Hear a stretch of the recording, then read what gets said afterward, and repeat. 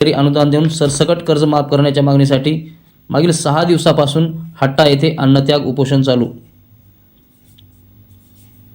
शेतकऱ्यांना कर्जमुक्ती देऊन हेक्टरी 50,000 रुपये अनुदान देण्याच्या मागणीसाठी मागील 7 दिवसापासून हट्टा गावातील पुष्पक देशमुख यांचे आमरण उपोषण हट्टा गावामध्ये चालू आहे। सदर उपोषणाला हिंगोलीचे जिल्हाधिकारी येऊन भेट देऊन उपोषणातील मागण्या मान्य करण्याची मागणी पुष्पक देशमुख यांनी केली आहे। नेमकं काय म्हणाले पहा।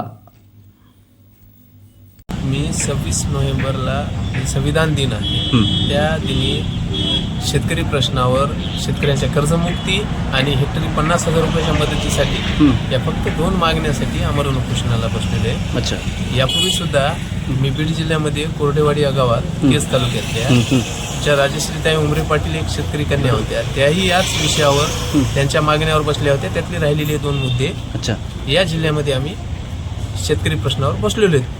कोणते 2 मुद्दे? हेच सांगितले ना, हे कर्जमुक्ती सरसगट महाराष्ट्रातल्या शेतकऱ्यांची आणि हेक्टरी 50,000 रुपये शेतकऱ्यांना मदत मिळाली पाहिजे। पूर्ण मराठवाडा पाण्याखाली गेला होता, या कारणासाठी शेतकऱ्यांना या मदतीची नितांत गरज आहे। अच्छा, म्हणून कालच्या 26 पासून आज 7वा दिवस आला। मी आमरण उपोषणाला 7 दिवसामध्ये प्रशासनाचे तलाठी महोदय, मंडळ अधिकारी महोदय आलेले नेहमी रोज येतात, पण आज मला वाटते नायब तहसीलदार असणारे डोणगावकर सर आले होते।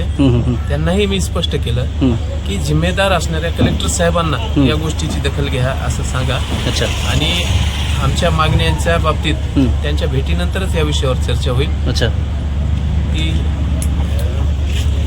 त्यांच्या समोरच होईल। अच्छा, बरं। आता हे उपोषण 7वा दिवस आहे। मी उपोषणाला पहिलेपासून म्हणालो ते वेगळे मुद्दे आहेत, पण त्यांना आल्यावर उठायचा हा निर्णयच नाही। साहेबांच्या भेटीनंतर आम्हाला साहेबांना 1-2 प्रश्न विचारायचे, तेही कलेक्टर साहेबांना कळत आज बघण्यात जर लक्षात आले तर आधी सांगतो। पूर्ण महाराष्ट्रातल्या शेतकऱ्यांना महाराष्ट्र शासनाने एक गांजर दाखवण्याचं काम केलेले 31 जूनचं, ते खरं की खोटं हे विचारण्यासाठी आम्ही इथं उपोषणाला बसलो। कलेक्टर साहेब आल्यानंतर त्याची तजवीज करतील, आम्ही त्यांच्याकडून लेखी घेणार आहेत की शेतकऱ्यांना कर्ज माफ झालं का, झालं असेल तर त्यांनी तसं रीतसर लेखी द्यावं, आणि नसेल झालं तर झालं नाही म्हणून लेखी द्यावं।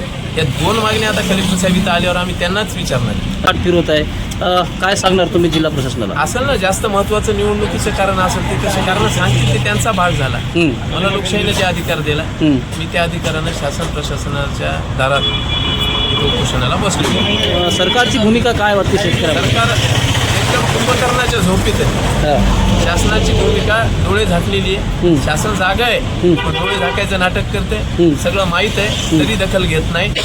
म्हणून शेतकऱ्यांना जागा करण्यासाठी मी इथं बसलेलो आहे। शासन आपोआप नंतर जागा होईल, शेतकरी रस्त्यावर उतरले। शेवटचा प्रश्न, तुमचं जे आंदोलन किती दिवस चालू राहणार आहे? आता त्या लिखाणातच आहे, आमरण आहे, बरेपर्यंत राहणार आहे, त्याच्यात काय विषय। यांनी आपल्याला कोण भेट दिली का, आणि भेट दिली नसेल तर मग याकडे कसं बघता तुम्ही? स्थानिक लोकप्रतिनिधी म्हणजे इथले आमदार असतील, खासदार असतील, त्या बाबतीत आमचे राजूभाई नवघरे यांनी अजून काही भेट दिली नाही। त्यांच्या निवडणुकीच्या वसमतच्या नगरपालिकेच्या गडबडीत आहे, देतीलही भेट। त्याच्या माध्यमातून ते जर ऐकत असतील, आमचे खासदार साहेब ऐकत असतील, सगळ्यात लोकप्रतिनिधीला आमचं सांगणं आहे की हे शेतकऱ्यांच्या बाबतीतलं म्हणणं तुम्हाला माहीत नाही हा प्रकार नाही, तरी सुद्धा आपण लवकरात लवकर या गोष्टीची दखल घ्यावी, अन्यथा शेतकरी या गोष्टीकडे लक्ष ठेवून आहे।